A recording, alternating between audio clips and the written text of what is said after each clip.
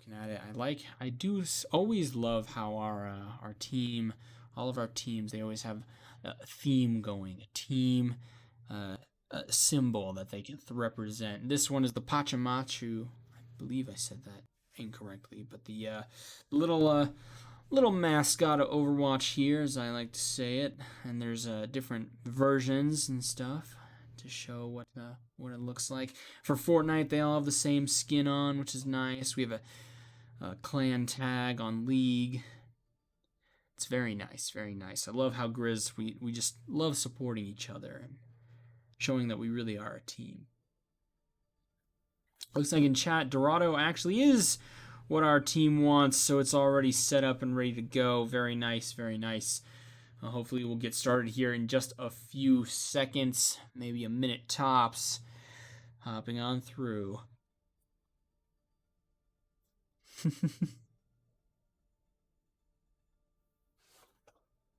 And I will say, yet again, we are on a 3-minute delay as I see chat going off trying to talk about something from 3 minutes ago when I didn't know if they had unmuted me or not, but alas, here we are. All right, the game is entering on in, getting ready to hop on down to Dorado, throwing in that towel. All right, so it looks like Wisconsin is on the push first, if I'm correct. If we have our little cameraman turn around here, we'll get a nice little look. We can see that the first checkpoint is going to be on our right, just on the other side of the wall. Oh, here we're going to take a look at the second checkpoint here and go over to see who's defending as they come on out.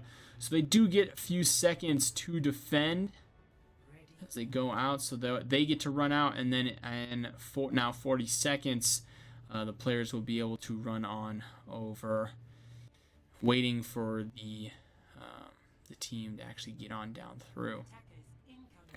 So you can see the little blue silhouettes of the players getting ready, and they're all in. So it looks like University of Wisconsin is actually on the defense first after looking at this, and University of Montana will actually get to push the payload. So we come on down and through here. Here's the first pathing. They're going to come out from these doors right here. They're going to take a left turn, a right turn, and they'll see the objective of the first checkpoint right off the bat. All right, starting off to a good start. Wrecking Ball is in the back line, going and doing a lot of damage, knocking him around. Here he comes yet again for the wraparound. We do see Farah's doing some good damage on the team. They're getting a nice push. Last time we were here, we didn't see him get around this corner right there. Off to a great start, Griz, throwing it on down. Wrecking Ball is on the point, trying to get him off, throwing him down, throwing him left, right. All that he can to get him off the point from pushing.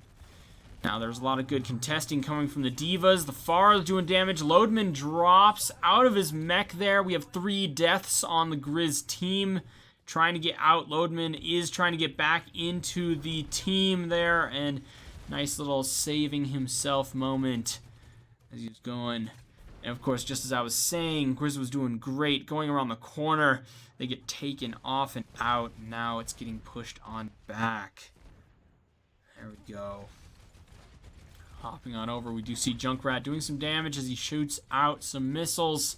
Bring it down, we do see Artemus switching over to Brooke as they go on in there.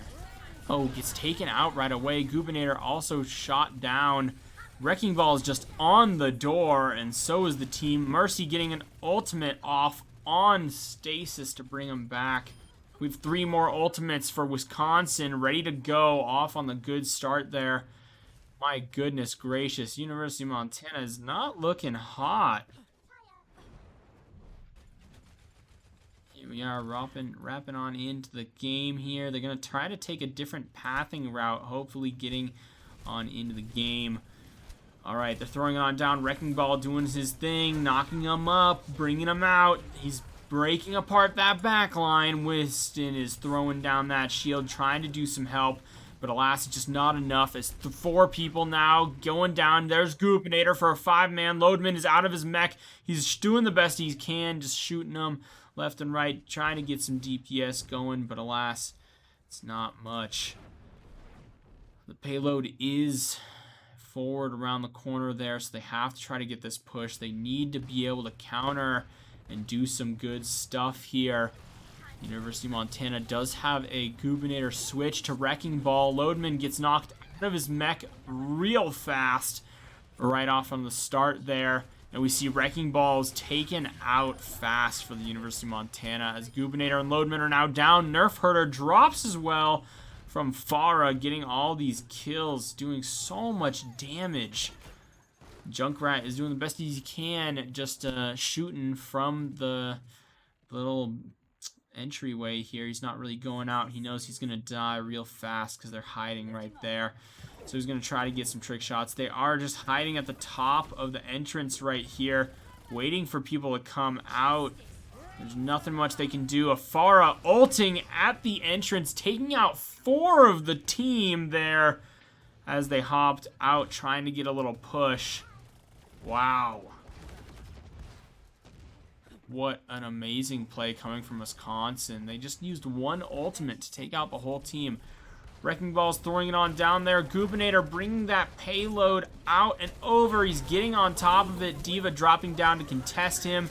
They gotta pop them off there. We see a Diva ult coming from Wisconsin, taking 4 people out. Oh my Che-Che, folks. That is not a pretty sight for Griz, that's for sure. Wow. Oh my goodness, so much just poke coming from Wisconsin. The fact that they can still shoot them when they're inside their own base through the doorway. They may not be able to walk in there, but that's just rough, and a little bit of some BM going on there. Well, the timer ran out and the match is over right there, or I should say the round was over. They got 31.8 meters for the time remaining, and now Griz gets to defend right on through against Wisconsin's push. So we'll find out exactly what goes on through it. We'll see how the Griz can defend against this damage. All right. They're going on in, getting ready. Looks like we had some adjusting of our volume so you guys can hear a lot more of the game as we're going on in. All right, so Griz is hopping on out. They're getting ready to defend, running on through. Looks like we got a nice little setup going through. We have a nice support and tanks. Our DPSs are swishing a Bastion and let's see. I believe yes, we have a Bastion and May as our DPS, and then our tanks. I always forget his name, but we have our science boy with gravity focus, and then we have Orisa as well on Loadman. So Goobinator, Loadman as the tanks. Artemus and Nerf Herder are getting ready to support with a nice little Moira and Mercy plays there. You see Farah is going around from the side, throwing down some damage. They do have contesting on the point, bringing him down, taking him out of there, getting him out of the game, throwing it down. So you see that gold symbol right there on the ground. That's the distance that the Griz could get to, and they have to get it past that gold section in order to win. Off to a great start. They're throwing it on through. Griz was taken out real fast yet again, and there's the victory, folks. UW takes round in game 2 of 5. One more game, and Wisconsin could have the night against our Griz. Very unfortunate that both the times we've been streaming, our Griz haven't been doing too hot up here in the Overwatch side. On Monday, we actually did a 3-0 sweep on who we took out then, but we weren't able to stream Overwatch that night. We have Nerf Herder with a nice 3,035 healing done as Ana there. Very nice coming from Nerf Herder. I like to see it. Everyone does. See some nice honors and everything. Next match in 15 seconds. Getting ready to go.